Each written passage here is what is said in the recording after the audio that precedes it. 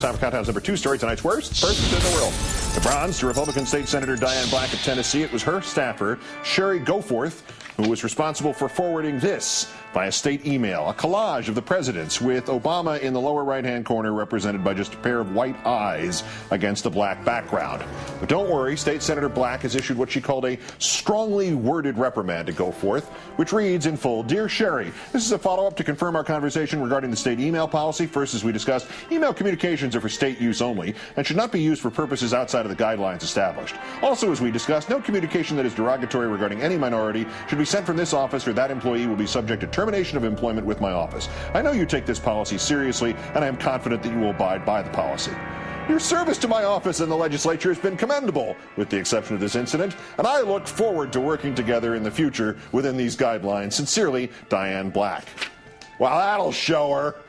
You missed it, Senator. Not only did you need to fire Sherry Goforth, but you had the chance to say simply, "Sherry, go forth." The runner-up is Karl Rove, complaining on Fox News about ABC's upcoming special on health care reform originating at the White House. When the news model said, "It seems rather unprecedented," Rove replied, "This is an unprecedented access to the White House. More importantly, an unprecedented use of the White House. I can't remember a time when a network came in and was going to devote a significant block of time to covering an issue that was on the president's agenda." How about the Iraq War, Carl? Well, more recently, in February last year, Fox ran what it called a documentary on President Bush, which actually opened with these words: "Fox News has been granted unprecedented access inside the president's world."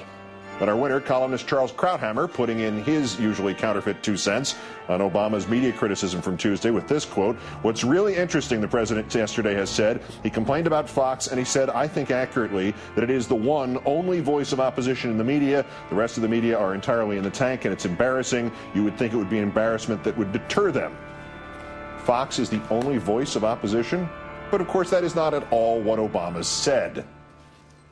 First of all, I've got one television station that is entirely devoted to attacking my administration, and you'd be hard-pressed if you watched the entire day to